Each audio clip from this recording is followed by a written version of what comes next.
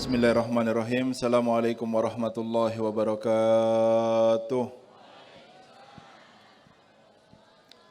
Alhamdulillah alladzi nawwaral akwan bin nuri sayyidi waladi adnan.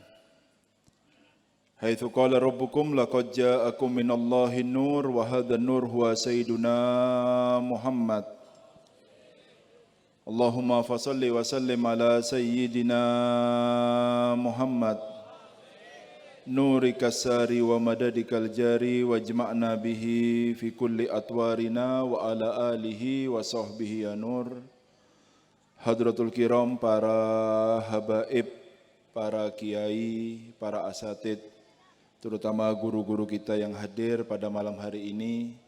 Guru saya, gurunya Habib Ahmad, beliau Al-Habib Al-Ustadz Alwi bin Ahmad Assegaf, pengasuh Pondok Pesantren Darul Ihsan Tuban. Bersama kita Al-Habib Al-Ustadz Jawad bin Abdullah Assegaf dan seluruh habaib yang hadir pada malam hari ini dan keluarga besar dari almarhum Kiai Haji Kafrawi Azim yang hadir pada malam hari ini. Para guru-guru ngaji, para asatid, dan tak lupa tokoh masyarakat, Bapak Camat dan kepala desa yang datang pada malam hari ini, serta tuan rumah Bapak Supri dan organisasinya yang ada di belakangnya yang disebutkan tadi, yang saya tidak hafal semuanya, dan hadirin hadirat para pecinta majelis-majelis ilmu yang dimuliakan oleh Allah Subhanahu wa Ta'ala. Akhir-akhir ini kita banyak mendengar kabar di negara tercinta kita ini, Indonesia, tentang banyaknya musibah yang terjadi. Dari gunung yang batu, ya, terus laut yang agak bergoyang gerges, ya, dan musibah-musibah angin dan lain sebagainya. Semua itu tidak lain dan tidak bukan peringatan dari Allah Subhanahu wa ta'ala, karena Allah Subhanahu wa ta'ala berfirman dalam Al-Quran, Dhaharul fasad fil barri wal bahr bima kasabat aydin nas linudhikahum ba'dal ladzina amilu la'allahum yarji'un. Tampak kerusakan di atas muka bumi ini, ya, dari gempa, musibah, mara bahaya dan lain sebagainya. Itu semuanya karena apa yang dilakukan oleh manusia di atas muka bumi ini. Bukan karena apa-apa, ya, karena perbuatan kita. Supaya mereka itu merasakan hasil daripada apa yang mereka lakukan. Tetapi di balik musibah-musibah yang terjadi tersimpan satu harapan dari Allah kepada kita semuanya. Ya, harapan Allah kepada kita untuk mengambil pelajaran dari semua yang terjadi di Indonesia ini. Lalu Allah menyebutkan la'allahum yarji'un, agar mereka semua kembali kepada Allah Subhanahu wa ta'ala. Kita ini ketika ditampakkan kekuasaan Allah dari semua musibah yang kita lihat, kita dengarkan kabar-kabarnya, tidak ada lagi orang yang pintar dari manusia ini. Mana pintarnya kalau sudah kena tsunami ini? Mana hebatnya kalau sudah kena gempa ini? Mana orang-orang yang hebat dengan rencananya ketika angin keras sudah ditiupkan ke tempat kita ini? Tidak ada yang pintar, semuanya langsung kena begitu saja. Manusia takutnya luar biasa. Belum tahu masih kalau nanti ada azab yang lebih besar pada hari kiamat menunggu mereka karena perbuatan-perbuatan mereka. Ini ditampakkan sedikit yang kecil oleh Allah Subhanahu wa ta'ala supaya mereka kembali kepada Allah, bukan untuk yang lainnya. Bukan untuk yang lain. Kita sebagai warga Banyuwangi ini semoga selalu dijaga oleh Allah Subhanahu wa ta'ala.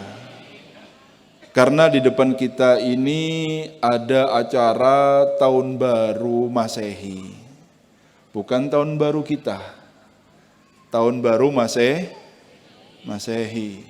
Yang pada umumnya orang-orang yang tidak mengerti agama merayakannya dengan hal-hal yang berbau maksiat, yang maksiat tersebut adalah hal yang dimurkai oleh Allah Subhanahu wa ta'ala.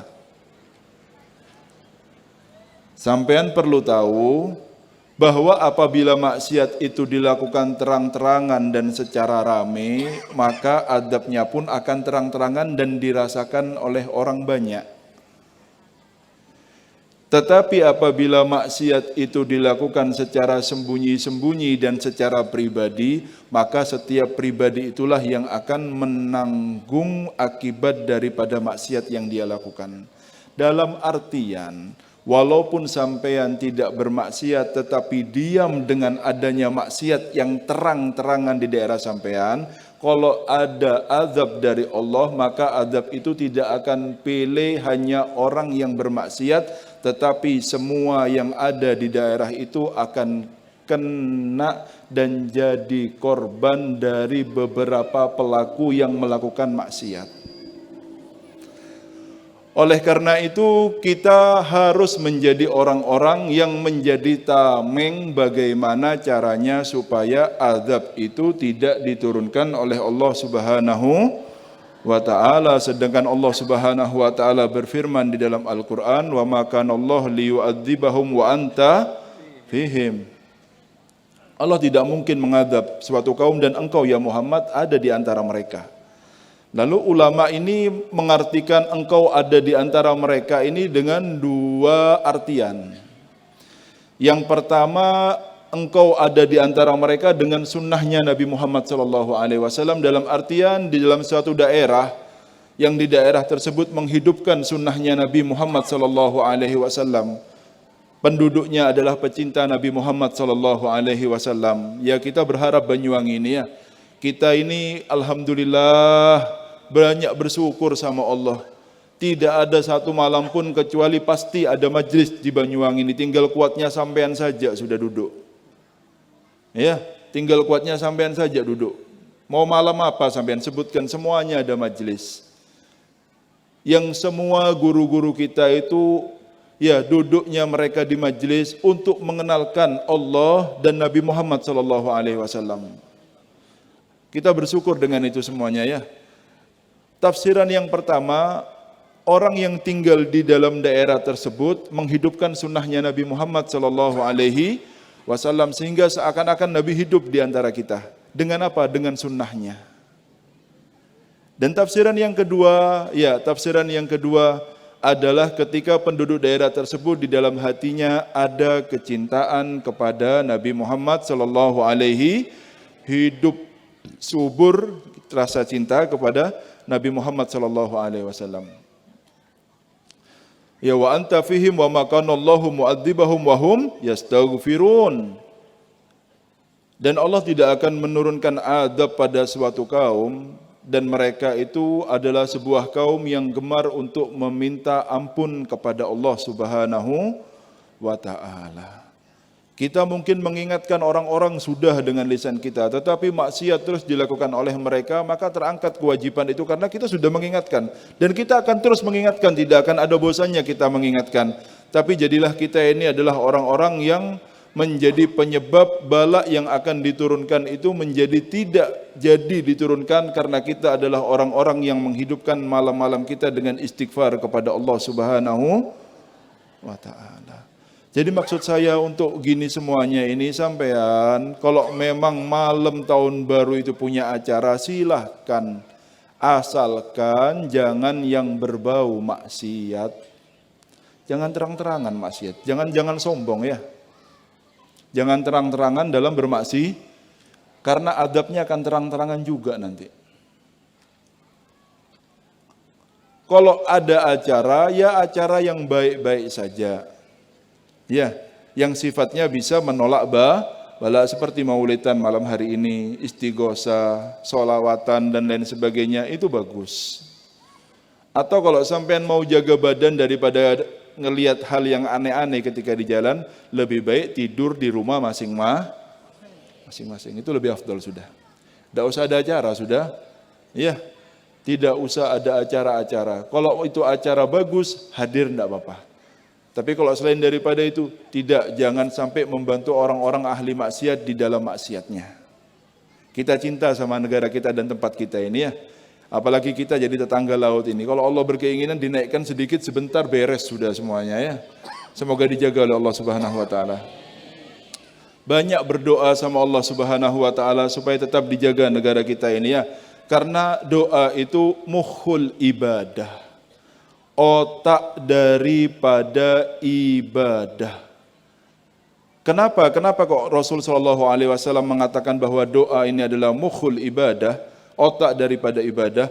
Karena di dalam doa itu seorang hamba menampakkan ya kehambaannya, ubudiyahnya yang bernama dzillah ketika merasa hina di depan Allah. Ya, iftikar, butuh kepada Allah, inkisar, hancur hatinya untuk meminta kepada Allah Subhanahu wa taala. Karena di dalam sifat-sifat ini adalah sifat-sifat hakikatul ubudiyah, hakikat daripada ubudiyah yang sebenarnya. Ketika kita hancur hati kita, ya, kita merasa miskin ketika di depan Allah, ya, hancur hati kita karena kita butuh kepada Allah Subhanahu wa taala. Itu adalah inti daripada ibadah yang kita lakukan kepada Allah Subhanahu wa taala. Sedangkan jawaban dan tidak dijawab karena Allah Subhanahu wa taala, ya, berfirman di dalam Al-Qur'an, ud'uni astajib lakum. Minta kamu sama saya, jangan minta sama yang lainnya, pasti dikabulkan. Hanya saja diterangkan sama Rasul sallallahu alaihi wasallam, ma min da'in illa wa huwa baina ihdaats tsalas. Tidaklah setiap orang yang berdoa itu kecuali doa yang dia panjatkan itu di antara 3 perkara. Maksudnya doa ini doa kalau betul-betul meminta sama Allah itu ya ada syarat-syaratnya doa ini. Kalau dia kepingin betul-betul dikabulkan, di antaranya makanannya yang halal. Ya, jangan makan haram sampean minta dikabulkan doanya nanti. Dari mana ini? Ya, disebutkan tidak mungkin orang yang makanannya haram doanya diterima, tidak mungkin. Sekali lagi yang namanya haram itu bukan bendanya yang haram, tetapi hasil uangnya dari mana itu bisa mengakibatkan makanan yang kita makan menjadi haram. Ya kalau sudah babi semua tahu kalau ini haram. Ya. Ini makan-makan haram semua orang tahu. Tetapi ini ayam jadi haram kenapa? Karena hasil uang yang dia dapatkan itu dari korupsi. Hasil uang yang dia dapatkan itu dari mentogel. Hasil uang yang dia dapatkan itu dari mencuri. Maka makanan yang halal itu menjadi haram bukan karena zat makanannya, tetapi dari mana hasil uang yang dia dapatkan. Hati-hati ini ya. Karena orang-orang yang makan haram ini asad jawarihu sa'a am abah, akan bermaksiat ini anggota tubuhnya mau tidak mau. Walaupun dia menjaga dari pasti maksiat karena darahnya darah haram yang mengalir di badannya. Makanya sampean itu jangan bermimpi punya anak yang soleh dan soleha kalau sampean suapi anak-anak sampean dari hasil korupsi, dari hasil mencuri dan dari hasil judi. Jangan mimpi ya. Jangan mimpi. Maka jangan mengeluh nanti kalau anaknya nakal dan lain sebagainya. Karena uangnya dari mana dapatnya? Ya, ayo kalau sampean punya impian anak-anak soleh, jangan sampai masuk ke dalam mulut anak-anak kita kecuali 100% dari harta yang halal. Titik sudah. Insya Allah jadi anak soleh, cukup sudah itu sudah. Ya, karena man akala halalan atau ajawarihu sa'am abah. Orang yang makan halal itu akan taat anggota tubuhnya mau ataupun tidak mau. Tidak usah dipaksa sampean sudah. Wis kasih makan yang halal akan jadi anak yang taat anak sampean nanti. Amin Allahumma.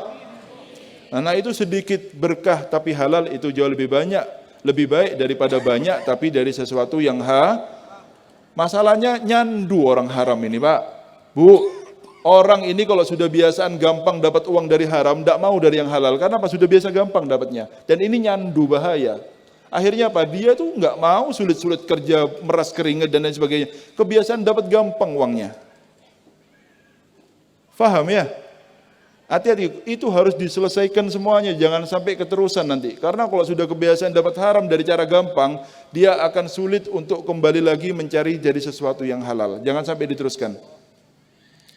Faham ya? Nah, ini dari 2-3 perkara. Yang pertama, bisa jadi doa kita langsung dikabulkan oleh Allah Subhanahu wa taala. Ya minta apa dikasih. Bisa jadi yang kedua, ya wa imma an yudakhiru lahu thawabuha. Disimpan sama Allah, diakhirkan nanti pada hari kiamat. Dan yang ketiga, bisa jadi berkat daripada doa yang kita panjatkan ini bala yang seharusnya turun baik kepada pribadi kita ataupun daerah kita, itu berkat daripada doa kita itu terangkat sehingga tidak jadi turun baik kepada pribadi kita atau daerah kita. Jadi 3 perkara ini. Karena dalam hadisnya Rasul SAW beliau bersabda, la yaruddul qadha illa doa. Tidak bisa menahan yang namanya qadha kecuali doa. Makanya sampai doa ini Banyuwangi ini supaya jangan sampai terjadi seperti yang terjadi di tetangga kita ini, supaya aman terus ya. Amin Allahumma. Amin Allahumma. Amin. Ya. Ada orang yang dikabulkan, ada yang bala yang seharusnya kena kepada pribadinya ataupun daerahnya itu terangkat gara-gara doa yang kita panjatkan. Dan yang terakhir tadi apa? Diakhirkan supaya dia mendapatkan pahala pada hari kiamat. Nanti ketika tahu pahala doa, ketika kita sungguh-sungguh merasa hina, mohon betul-betul dengan hati yang sangat amat, dia itu ingin dikabulkan doanya, hancur hatinya, merasa dia itu butuh kepada Allah. Ketika melihat pahalanya, semua orang pada hari kiamat nanti berharap kalau doanya dulu tidak pernah dikabulkan di dunia, supaya menjadi simpanannya pada hari kiamat nanti. Jadi jangan pernah ada omongan kalau doa saya tidak dikabul, karena Allah yang lebih tahu dengan maslahat kita. Paham ya? Tahu ini banyak dosanya, ini gara-gara doanya nanti yang bersihkan dosa-dosanya semuanya ini. Ya, gara-gara doanya nanti akan diangkat derajatnya oleh Allah Subhanahu wa taala. Pesan saya cuma itu saja. Ini mau malam tahun baru. Banyak dari teman-teman kita, tetangga kita merayakannya dengan hal-hal yang bisa mengundang murkanya Allah. Kita jangan sampai ikut mendukung kegiatan mereka. Ya, kalau sampai tidak punya kegiatan baik, diem di rumah, baca sholawat, baca istighfar, barangkali dengan sholawat dan istighfar yang kita ucapkan, Allah ini menahan adab yang akan diturunkan oleh Allah Subhanahu wa ta'ala. Faham ya?